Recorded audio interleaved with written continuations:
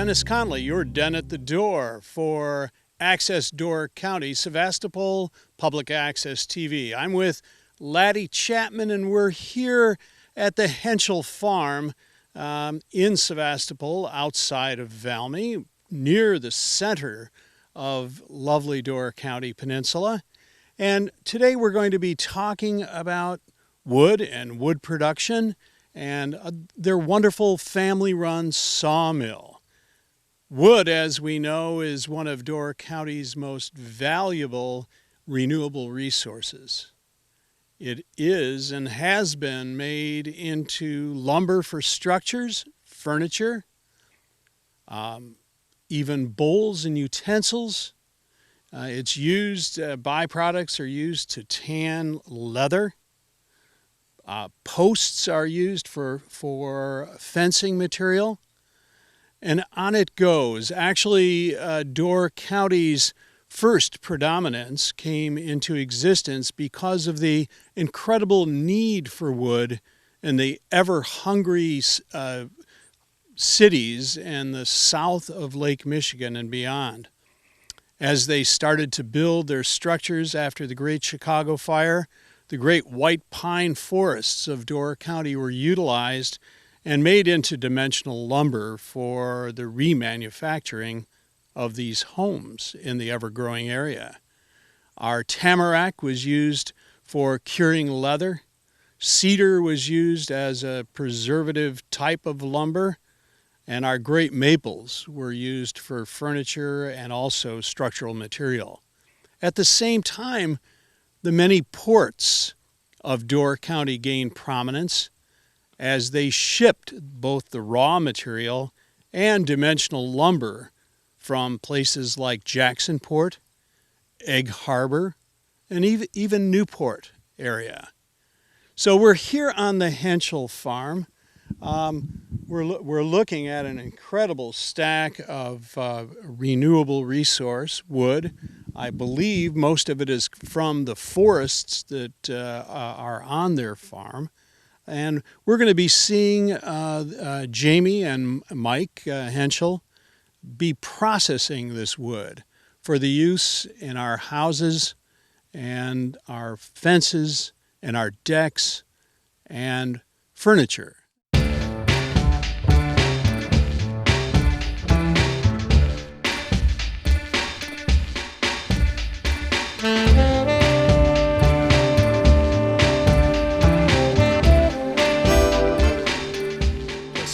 Wester down at Lily Bay, and Norbert was getting up in age, and he says, Roger, someday you got to get your own mill. He said, I ain't going to keep sawing too much longer. So Norbert helped us build our first sawmill back in '86, and Memorial Day of '86 we started sawing our own lumber just for ourselves, and then pretty soon neighbors would ask if we'd saw their logs, or people from town would stop out wondering if we'd have some 2x4s or lumber, and it's just been growing. 25 years now. We're sawing over 200,000 board feet.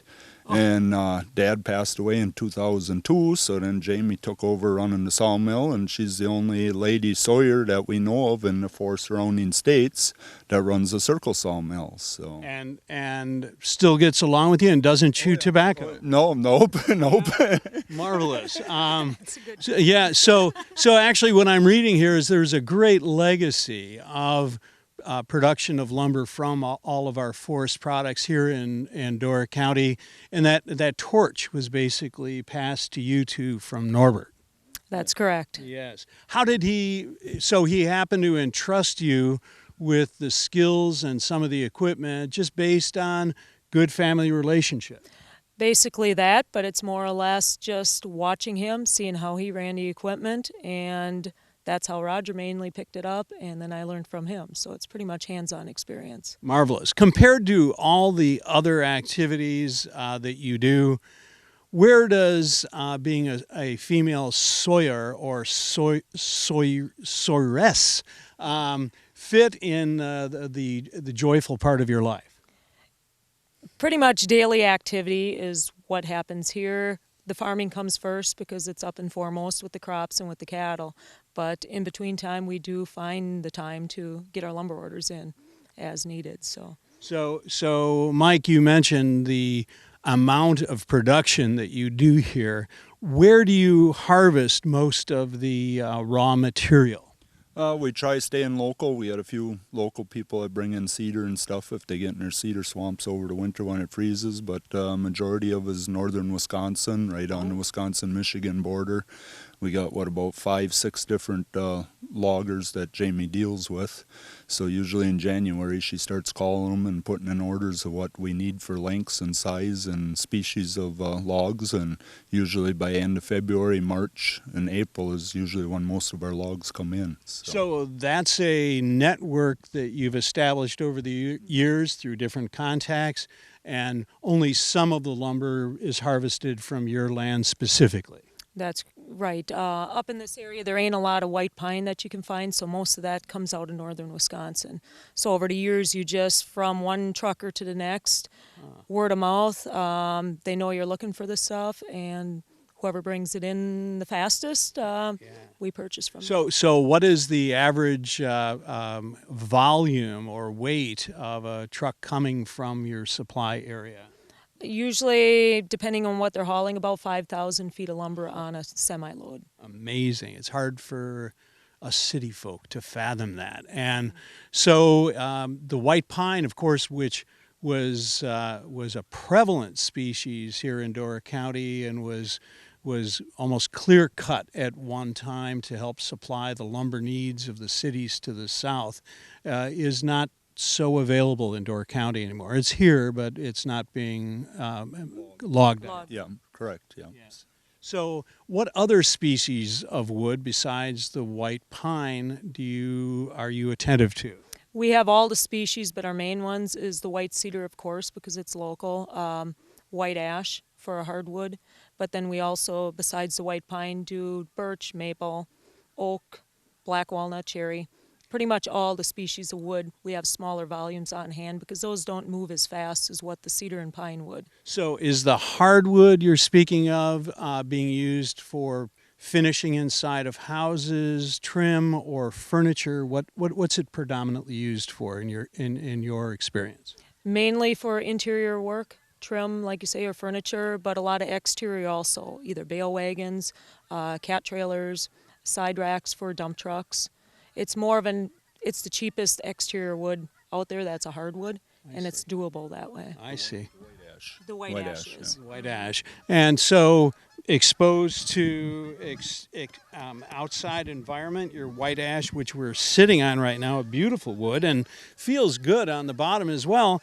One could expect it to hold up in an unfinished way for a long time. It will. What is the years? Probably 10, 15 years you'd get out of a trailer top made out of white ash, But so. most people do put a preservative on, whether it's linseed oil or, any other type product that's available out there, just to help preserve it, because in the sun it will dry crack. Yeah. So like anything else, like your skin on yourself, you put lotion on, so. Yeah.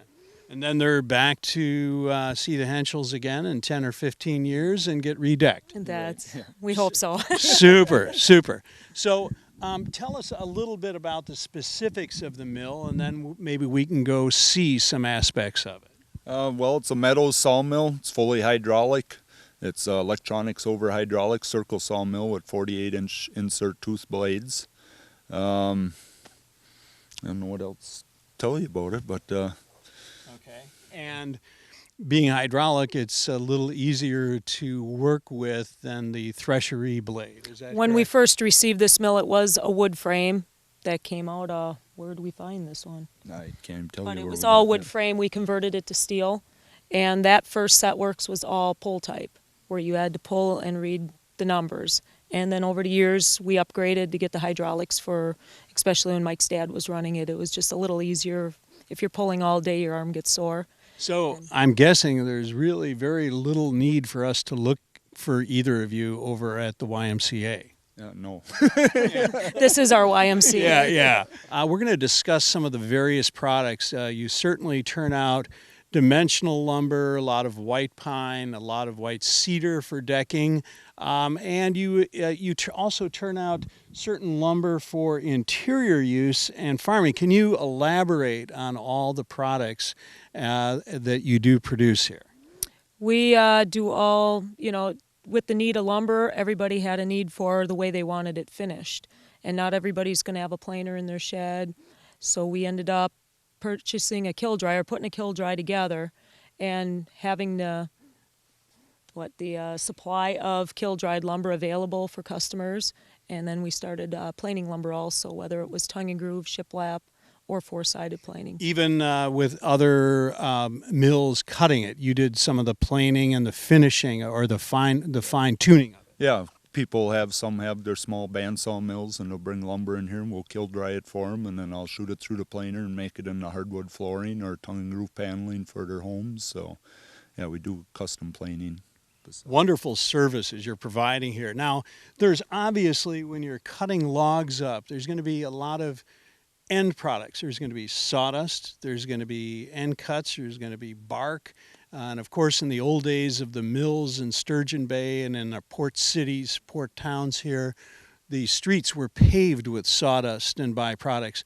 Where does it all go here on your farm and mill? Well, all our cedar slabs, like behind us, we keep all our cedar separate, and that gets made into landscaping mulch. We make about 700 yards a year of landscaping mulch. We have a tub grinder from Michigan, comes in twice a year, spring and fall, and grinds up all our cedar slabs. And that lasts a long time for mulch. Yep, and then all our pine and hardwood goes over to the side of us here, and that goes for up by Politiers, fish boil wood. We supply them with all their slab wood for doing their fish boils.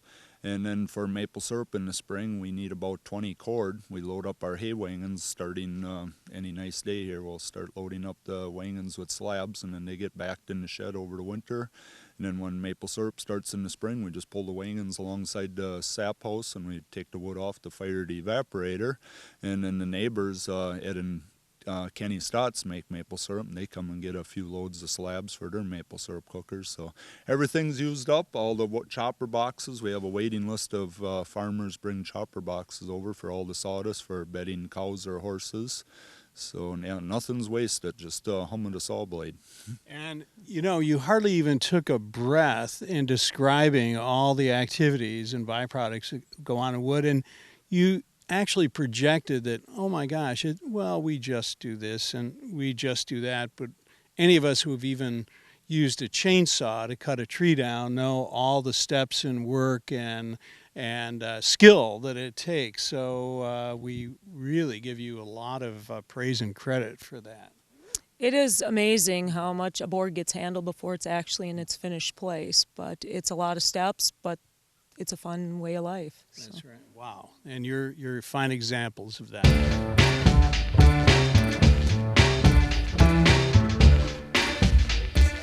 This is a jockey sharpener. Usually every morning or every other day we sharpen. It only takes 5 minutes. I got all 44 teeth. It's a 48-inch blade. There's 44 teeth in there. And these are chrome teeth, so they hold up pretty good depending on what species we're sawing. So yeah, just clamp it on and we're on the blade. So does this do one tooth at a time? One tooth at a time. Sort of the way our dentist wants us to brush? Yeah. Okay. And what kind of counter abrasive is in the sharpener? Now, what kind of wheel, what's a composite? It's just a grinding stone. This is a special stone. We used to run pink ones on mild steel. This is a little harder abrasive because with the chrome teeth they're a lot harder tooth. So yeah. At what point would you consider removing the tooth, and how difficult? You don't have to do it, but how difficult is it? They're about a 1/4 inch of tooth you got here, and as you sharpen it'll get back to the heel here. And once it gets to the narrow part here, that'll mean the tooth is narrower than what the blade is, and the blade will start pinching on you. So we got a tool right up here.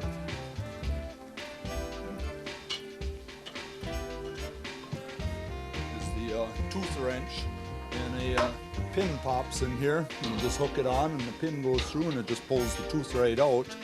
And then we just stick in new teeth. Oral surgeons could learn from that practice. Yep, real easy. But this here's tension.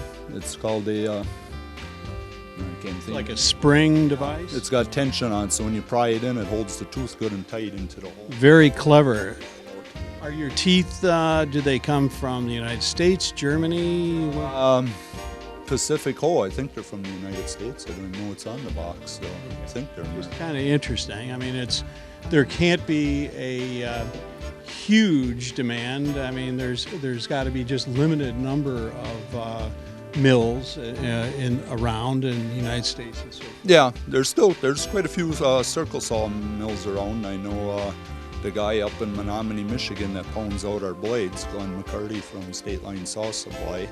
He goes to the 4 surrounding states and down to Kansas and stuff. He's got a few places where he picks up blades and hammers them because it's a dying art, as there ain't that many people know how to pound a blade. So by pounding a blade, what does that mean specifically? Well, the blade is being circle, it spins in a circle, and all your tension spinning goes from the hub, works its way out to the outer teeth. So the center of your hub starts getting weak, and then the blade will start wobbling. And if you run it too long, it'll wobble. It can actually bust and come flying right off the mill. So Nobody wants to be around. no, be very dangerous. So we take it up to Glenn's in Michigan. He lays it on a big anvil, and he's got different style hammers, and you can hit it. You can see some of the hammer marks where he'll start on the outside here pounding, and he works the tension back down to the hub again. Does he have to anneal or heat it while he's doing it? No, you can't heat it because that moves the tension in that. What a great art and skill. It is. It's something you can't learn reading a book. You got to learn by doing, and there ain't many guys around that know how to do it. We're here at the business, the production part of this incredible family sawmill, and we're going to just discuss how the power comes to the blade, and then a little later we'll talk with Jamie on, once you have power to the blade, how the production of lumber occurs. So tell us first, this is obviously a big old beautiful green engine, and that's about what I know. So tell us about the engine and how the power is transferred. Okay, back in '86 when we built the first sawmill here, the Huskin, this is all original. We just had the PTO shaft, and we just backed a tractor, one of our farm tractors, up to the mill here, and we'd run it. And then back in '97, when we switched, we put a Meadows mill in the early '90s. And then in '97, we went to the hydraulic system on the mill. So then we used the same tractor, and we just plugged the hydraulic hoses here into the back of the tractor, so we had hydraulics. Well, production started growing more and more here at the mill, and every time we needed the tractor to do some of the farm work, we had to run down to the sawmill, unhook it from the mill, and take the tractor. And if we had to saw logs, we had to quick run the tractor back down to the mill. So back in 2005, we put this John Deere power unit in, and the tractor we had running it was 86 horsepower. And when we'd get into the big pines or the big hardwoods, we were lacking a little horsepower. So the John Deere motor here is kicking out 175 horsepower, and it's just an engine. It's runs the saw blade at 540 RPMs, and it goes through this gear reduction here off the engine to slow it down from 1800. Is that gas or diesel? This is diesel, diesel engine. And it slows it, the engine runs at 1800 RPMs, but with the gearbox here, it slows it down to 540, and that's what the saw blade So you have more torque. Yeah, a lot more torque, Yeah. So it goes through the gear reduction, through the drive shaft on power takeoff, and this wheel. This straight big pulley runs our blower. That sucks the sawdust away from the saw blade and blows it through a 6-inch plastic pipe into the chopper boxes. Very good, very good. So do you have to wear any aspiration or air filtration equipment while Not you're really, doing it? with the mill being open to the south. If Sure. it's real dusty, if she's sawing dry cedar or something, we open the back door here on the Perfect. mill, and we get a pretty good cross. Great solution. Yeah. And what other maintenance aspects besides sharpening the blade, obviously greasing some fittings, keeping the engine in good nick? What other maintenance aspects are required for the operation of your mill? Well, you got the main bearings. Them are greased every 10 hours. The cable that runs the carriage back and forth, that wears out every couple of years. We got to put a new cable on because going around the pulleys and stuff that many times a day, it finally gets frayed and the cable breaks. But yeah, as long as you keep it oiled up. I mean, we haven't did much to it. We put new axles underneath it. The wheels were wearing out from going back and forth steel on steel. The wheels are getting very thin, so I think 3 years ago we put all new wheels under the carriage. Excellent. And all those parts are adapted from other machines, or they're available to? They're available. Metal Mills is still made out in Oregon.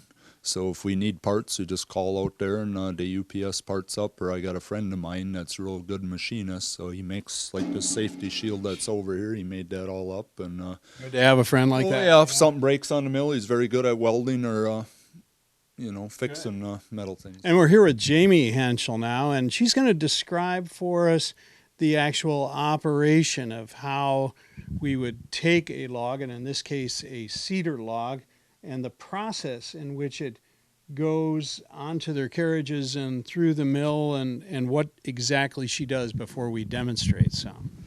Once the logs are on the ramps, this is the ramp set in front of us. Depending on the size of the log we're doing, we can either do 8-foot normally or up to 16-foot material. And depending on the size of the log, most of it's all just hand rolled onto the carriage, onto the head blocks, where I have controls here to lock the log in. There's 2 headlocks on depending on the height of the log, and deciding what we're sawing at that time or what need we have. It's just basically getting the slab off, getting it down to the meat of the wood, you might say, and always allowing a 1/4-inch curve for the blade. So I noticed that the debarking process that you were doing was by brute force.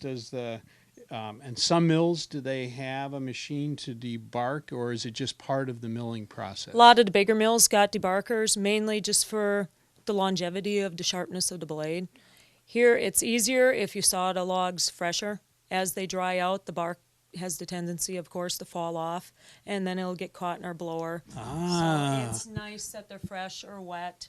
So hence, my logic would say you should have dry lumber, but what you're telling me in this operation, having the wet or fresh cedar lumber is a much more practical approach to decrease problems on the production. Right. It makes my day go a lot easier. Well, we want that. I mean, not that your day is easy at all, but a little easier would be fine. And then once the logs are on, we got set works here. It's all, like I say, electric over hydraulic. One set of buttons will bring my kick-out knees out. If the log's tapered, with a hit of a button, we can move that log out to wherever I feel need that it has to be at.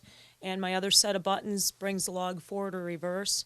And then there's 5 set works. They range from different increments from 1 inch up to 2 inch and everything in between. So Wow.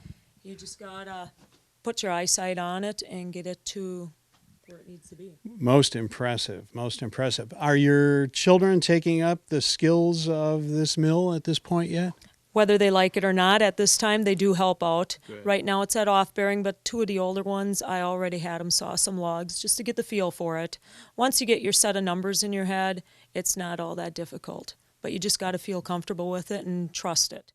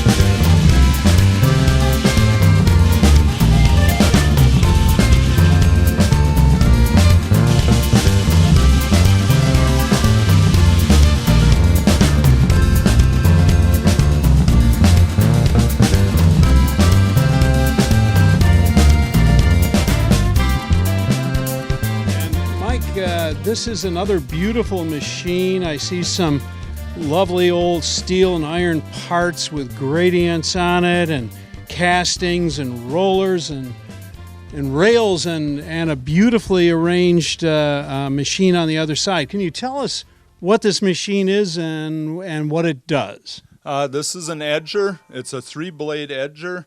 One blade is stationary, and these 2 levers here moves the other 2 blades for whatever width board you think you can get over the board. Like this cedar that Jamie just cut, I'd get a 6-inch board out of here. So now we run through that machine, it cuts the bark off the 2 sides, and you get a nice clean 1x6 board out of it. So your adjustments below that we're looking at with the gradations of number help you to adjust how it will edge in on the sides. Yeah. Is that correct? Yep, every edge board is a different width. Now the next one I'll be only getting a 4-inch board out of that, so every board you run through, you pretty much move the lever for whatever width boards. 4, 6, how old 8. is this part of the machine we're looking at, Mike? It's hard to say. We picked it up down in Casco, Wisconsin. It was sitting out in the woods. A friend of ours knew it was sitting down there, and it was all rusted up. Took about a gallon of liquid wrench and a lot of nights with emery cloth in the shop at home, and got it all cleaned up. We used to do all the edging on the mill. We'd stack a whole pile of boards on the mill and then cut it through. It was a lot more time consuming, and we wasted a lot of wood. Instead of running one board at a time through, you'd make 8-inch, probably all 6-inch. Now, at least with the edger, it's faster, and we're getting a lot more lumber out of, and to out a of a board. person who appreciates industrial art, just that those castings they're very attractive. So is this powered by electric? Electric motors on here, and then it's mechanical adjustment. Yeah, mechanical adjustment. Electric motor runs the power. Probably back when I'm saying the early 1900s. This was built probably in the 30s or 40s, because with all the Bavet bearings on, there's no roller bearings on this one. It's all Bavet. So, but it's all made out of cast iron. It's heavy. I mean, the main saw part gave our loader tractor all it wanted to do to set it in there. Beautiful piece. Okay, could you demonstrate how this operates, please? Sure. I'll run one through.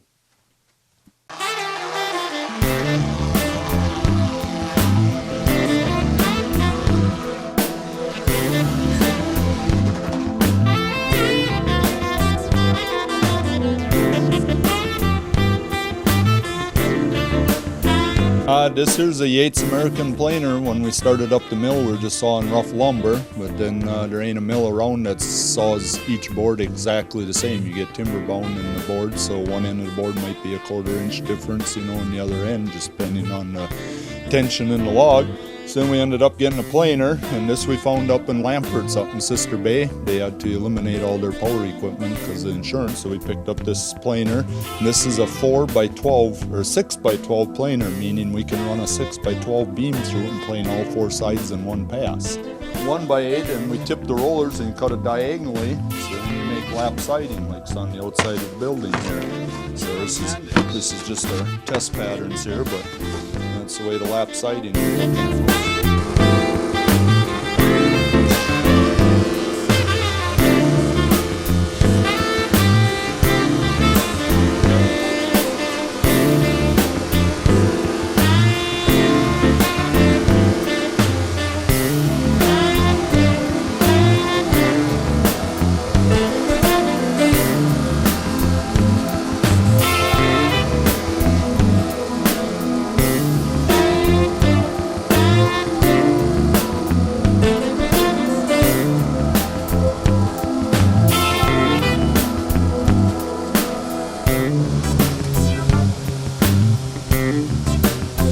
This is our tongue and groove paneling that we do for homes. We do an awful lot of this every year between cedar, pine, and white ash. So tell us about the operation and why you kiln dry, and where you store it after you dry it. Okay, when we put the kiln dry in, this is a giant walk-in cooler, like you said. We got from Levine's Ice Thing in Sturgeon Bay here. Tom Levine and my dad were real good friends.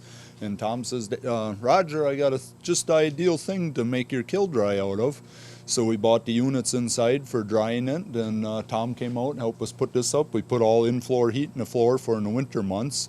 It keeps it about 65 degrees in there, and then the electric units will kick in, bring it up to 80, and then the drying compressors will kick in once it hits 80 degrees, and then it starts drying the wood down. Okay, so the airflow and the heat together, and having heat in the floor, you mean you have tubes or electric It's coils? hot water heat through the floor. Terrific. So. And so, did you have to do anything else to prepare this big walk-in ice cooler to turn it into a kiln dryer? Not really.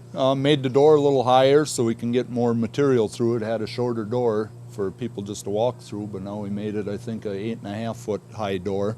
And the kiln is 10 feet wide, 10 feet high, and 32 feet long, and we hold about 5,000 board feet of lumber we dry at a batch. Throwing these big numbers around, Mike, you just do it so comfortably. So I'm sure it depends on the species and when you cut the wood, but typically for your flooring, for the lumber that you're going to be milling further, how long is the adventure in the dryer?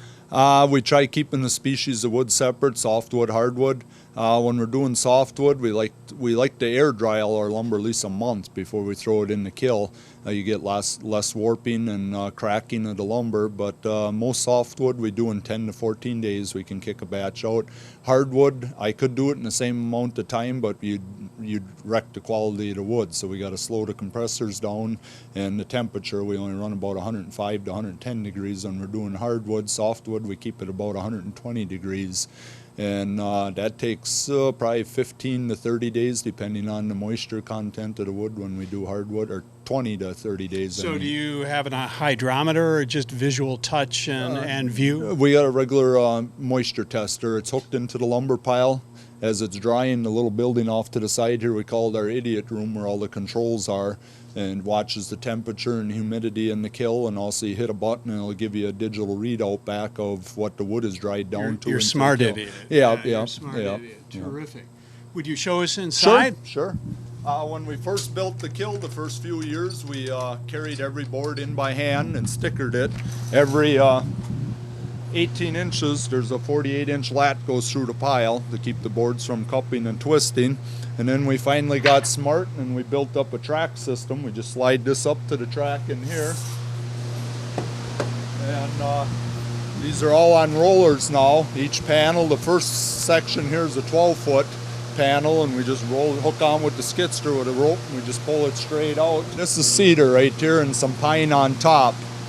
We got a little maple mixed in the middle, but that was air dried for a year and a half, so it didn't matter to mix it in with the softwood because the moisture content was about the same. But you can see on the side there, them are the dehumidifiers, and it sucks in the moist air through the bottom through the filter, and then the fan on top blows the heat up to the fans along the top of the ceiling. There's four 16-inch fans along the ceiling that just keep circulating the air through the lumber piles, and then it dries it down. Each unit sucks out 5 gallons of water a day while it's running. That's how much moisture is in the wood. Amazing. So I see the electric company's got their meter readers living in your idiot room over here, because there's no end to the power needs. Building alone is about $350 a month just to keep it running. These boxes here are hooked up to each one of the compressors in there. It's giving you how many minutes are left on the compressor and what the temperature is in the room. With the door open right now, the temperature dropped. Otherwise, that should be around 112 right now because this batch is almost done. And then these wires here are hooked into the lumber pile in the kiln. I got it unhooked because yesterday I was in here manually hand checking, where we pound these probes into the wood, and then you hit the button here with the raindrop, tells you your moisture. So then it'll give you a readout. Right now it ain't hooked in the wood, it's reading 6% moisture just in the room here. And we're here, and we had a wonderful day with Henschels, Jamie and Mike, here at their sawmill on their very expansive, hard-working family farm. We've seen the milling of lumber, the finishing and edging of lumber, and all the heating and the kiln drying of the lumber, and many descriptions of the practices that you do here. It's certainly been a joy for all of us to learn about your operations here and how we take the initial forest product and turn it into useful lumber for all of us to use, or those skilled enough to use it.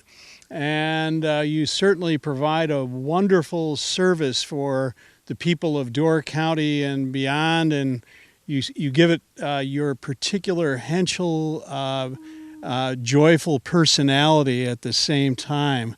So any other advice for us besides when we need lumber, come and see the Henschels? Stop by if you want good conversation. Indeed. Yeah, if you got any questions on lumber or tree or something, we can explain to you what we found. We don't know a lot, but after 25 years of doing it, you learn different things. Carpenters from around the county told us what to do and not to do, so we try passing all that information on to our customers if they ask. Very humble wisdom. So this is your Den at the Door, Dennis Connolly with Laddie Chapman and the Henschels here on a beautiful day at the end of September. The sky is blue and we are happy to be here. Thank you.